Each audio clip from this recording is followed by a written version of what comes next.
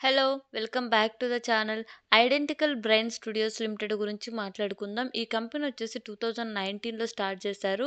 ఈ ఎంటర్‌టైన్‌మెంట్ ఇండస్ట్రీస్‌కి సంబంధించిన మీడియా ప్రాజెక్ట్‌లు ఉంటాయి గదా! వాటికి కావాల్సిన విజువల్ ఎఫెక్ట్స్ సర్వీసెస్‌ని ప్రొవైడ్ చేస్తారు. లైక్ ఫిలిమ్స్ కానీ, లేదా టీవీ షోస్ గానీ, వెబ్ సీరీస్ గానీ, ఆర్ డాక్యుమెంటరీస్‌కి కావాల్సిన విజువల్ ఎఫెక్ట్స్ సర్వీసెస్‌ని ప్రొవైడ్ చేస్తారు. ఈ కంపెనీ కంప్లీట్ చేసిన ప్రాజెక్టులలో 'ఖేల్ ఖేల్ మేన్', 'మర్డర్ ఇన్ మాహిమ్' వీటితో పాటుగా 'article 370', 'dream girl 2', 'Indian 2', 'rocket boys' వీటితో పాటుగా 'criminal justice 3', 'phone booth' and వీటితో పాటుగా 'స్కామ్ 1992', 'ద హర్షద్ మెహతా స్టోరీ'లో కూడా వీళ్ళు వీఎఫ్ఎక్స్ సర్వీసెస్‌నయితే ప్రొవైడ్ చేశారు. అండ్ వీటితో పాటుగా చాలా ప్రాజెక్టులయితే ఉన్నాయి. బట్ అప్‌కమింగ్ ప్రాజెక్టులలో కూడా వీళ్ళు 'తానవ్ 2' అండ్ 'క్రిమినల్ జస్టిస్ 4'కి కూడా వీళ్ళు వీఎఫ్ఎక్స్ సర్వీసెస్‌నయితే ప్రొవైడ్ చేస్తున్నారు. ఇప్పటిదాకా ప్రొవైడ్ చేసిన వీఎఫ్ఎక్స్ సర్వీసెస్‌కి సంబంధించిన ప్రాజెక్ట్‌లకు కూడా వీళ్ళకి అవార్డ్స్ అయితే వచ్చాయి. అండ్ అందులో ఫస్ట్‌దొచ్చేసి ఫిల్మ్‌ఫేర్ ఓటీటీ అవార్డ్స్‌లో వీళ్ళకి 'హర్షత్ మెహతా స్టోరీకి', 'రాకెట్ బాయ్స్‌కి' వీళ్ళకు బెస్ట్ విజువల్ ఎఫెక్ట్స్ అవార్డ్ అయితే వచ్చింది. అండ్ వీటితో పాటుగా 'ఫోన్ బూట్‌కి' కూడా వీళ్ళకి 'దాదా సాహెబ్ ఫెహ్లే అవార్డ్స్‌లో బెస్ట్ విజువల్ ఎఫెక్ట్ అవార్డ్ అయితే వచ్చింది. ఈ కంపెనీ ఓన్లీ డొమెస్టిక్‌గానే కాదు, ఇంటర్నేషనల్ మార్కెట్స్ కూడా వీళ్ళ వీఎఫ్ఎక్స్ సర్వీసెస్‌నయితే ప్రొవైడ్ చేస్తారు.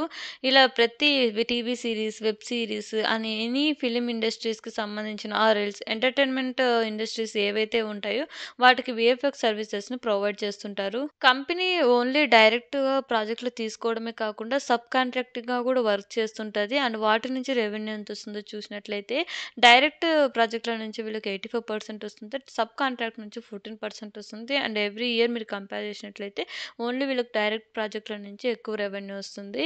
అండ్ వీటితో పాటుగా వీళ్ళు నేను చెప్పాను గదా! ఇంటర్నేషనల్‌గా కూడా ఎక్స్‌పోర్ట్ చేస్తారు వీళ్ళ సర్వీసెస్ అని. సో, డొమెస్టిక్ నుంచి వీళ్ళకు 85% రెవెన్యూ వస్తుంటే, ఎక్స్‌పోర్ట్స్ నుంచి వీళ్ళకి 14% రెవెన్యూ అయితే వస్తుంది. ఎవ్రీ ఇయర్ గూడా మీరు కంపేర్ చేసుకున్నట్లయితే ఓన్లీ డొమెస్టిక్ ఇండస్ట్రీస్ నుంచే వీళ్ళకి ఎక్కువ అయితే రెవెన్యూ జనరేట్ అయితుంది.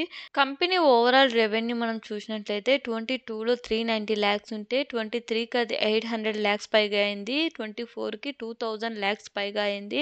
సో, 23 అండ్ 24కి వీళ్ళకి ఆల్మోస్ట్ 150% అప్ అయింది. అండ్ ప్యాట్ పర్సెంటేజ్ చూసినట్లయితే 51 లాక్స్ ఉంటే 22లో, 23లో అది 161 లాక్స్, 24కి అది 534 లాక్స్ అయింది. 23 అండ్ 24కి ఆల్మోస్ట్ 200% అబోవ్‌గా వీళ్ళకైతే ప్యాట్ ఇంక్రీజ్ అయింది.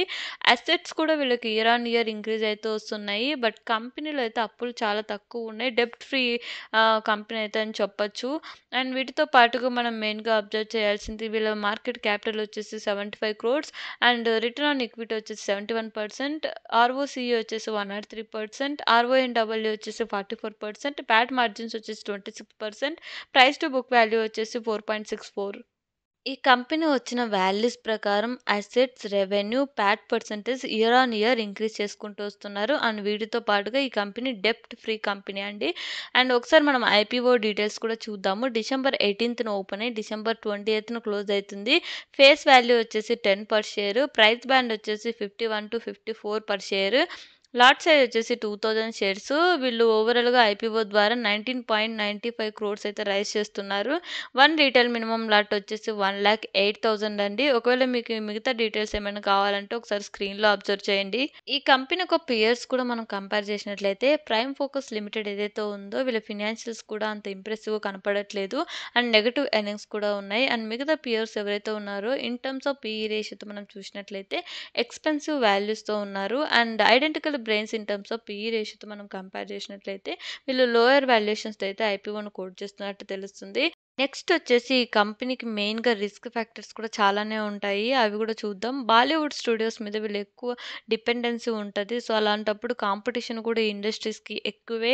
ఒకవేళ వీళ్ళకి రావాల్సిన ప్రాజెక్టులు వీళ్ళకి రాకపోతే మాత్రం ఎక్కువ రెవెన్యూ మీద అయితే ఇంపాక్ట్ పడిద్ది. అండ్ వీటితో పాటుగా వీళ్ళు ప్రొవైడ్ చేసే సర్వీసెస్ ఏదైతే ఉన్నాయో వాటికి రావాల్సిన మనీని కూడా ప్రొడ్యూసర్స్ రెడ్యూస్ చేసినా కూడా వీళ్ళ రెవెన్యూ మీద అయితే ఇంపాక్ట్ పడిద్ది. అంతేకాకుండా వీళ్ళు టాప్ 10 కస్టమర్స్ మీద ఎక్కువ డిపెండెన్సీ ఉండడం ఉండడం వల్ల వాళ్ళ మీ దగ్గర నుంచి ప్రాజెక్టులు రాకపోవడం, ఆరు ఉన్న ప్రాజెక్టులకి సరిగ్గా అమౌంట్ ఇవ్వకపోవడం, ఇలాంటివి జరిగినప్పుడు కూడా ఎక్కువ రిస్క్ అయితే ఉంటది ఈ ఇండస్ట్రీస్‌కి సంబంధించి.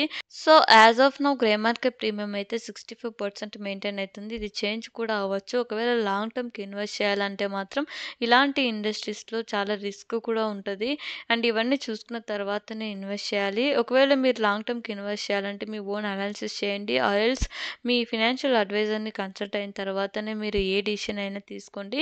నేనైతే లాంగ్ టర్మ్‌కి అయితే ఇన్వెస్ట్ చేయాలనుకోవట్లేదు. ఒకవేళ లిస్టింగ్ పరంగా అయితే పార్టిసిపేట్ చేయొచ్చనుకుంటున్నాను. అండ్ ఇలాంటి మరిన్ని ఇన్ఫర్మేటివ్ వీడియోస్ కోసం please subscribe to my channel. Thank you for watching.